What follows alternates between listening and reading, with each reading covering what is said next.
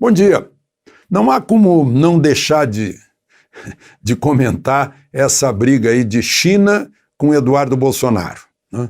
Eduardo Bolsonaro, o deputado mais votado do Brasil e presidente da Comissão de Relações Exteriores da Câmara, postou uma observação na sua rede social, no seu Twitter, dizendo que o governo Jair Bolsonaro declarou apoio à aliança Clean Network, que é rede limpa, lançada pelo governo Trump, criando uma aliança global para um 5G seguro sem espionagem da China. Aí a China ficou furiosa com essa menção aí de espionagem da China, né?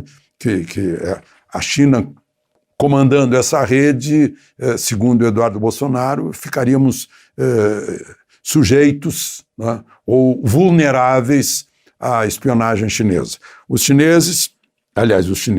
O porta-voz da Embaixada da China no Brasil fez uma declaração do porta-voz da Embaixada da China no Brasil sobre comentários difamatórios de um deputado federal brasileiro. Aí disse que em outras palavras, instamos essas personalidades a deixar de seguir a retórica da extrema-direita norte-americana, né?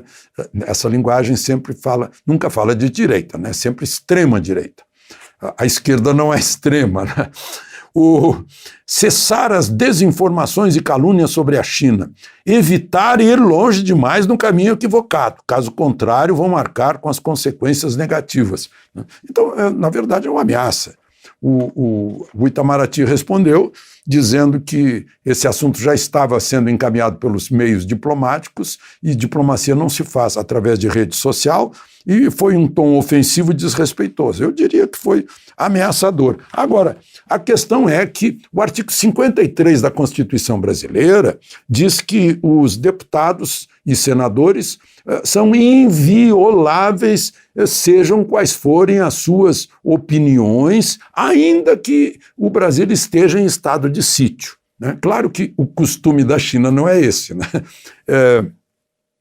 A China deveria, por exemplo, se dirigir à Câmara dos Deputados, então, já que está se referindo a um deputado.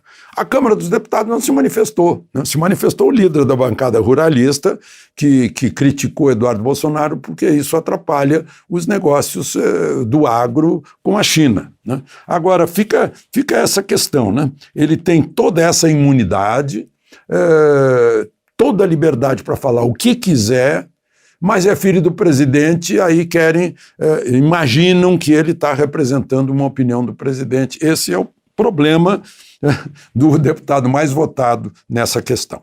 Bom, e uma grande notícia: nunca um mês de outubro, nesses últimos 30 anos, criou tanto emprego.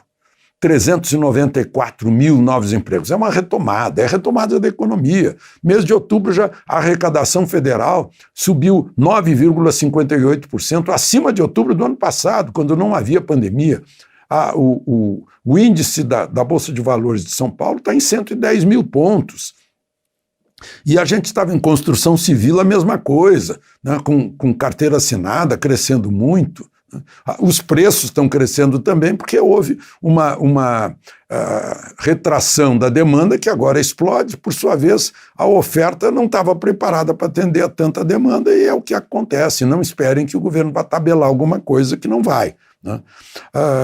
Bom, e eu queria chamar a atenção de outra questão. Fiquei muito preocupado quando eu vi esses dados de que a terapia por radiologia, a radioterapia de casos de câncer teve uma queda de 60%, ou seja, 60%, 6 em cada 10 doentes de câncer interromperam a radioterapia com medo de sair de casa, com medo de ir para uma clínica. Isso é muito, muito preocupante. E quem incutiu esse medo na cabeça de uma pessoa que precisava desse tratamento? Esse é o grande responsável, né? Porque todos nós sabemos, vocês sabem, que outras doenças pulmonares, de março para cá, mataram 35 mil brasileiros, mais que a Covid, né? Cardiopatias mataram 30 mil brasileiros, mais que a Covid.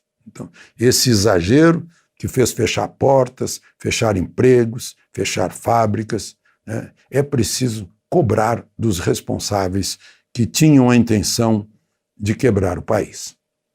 De Brasília, Alexandre Garcia.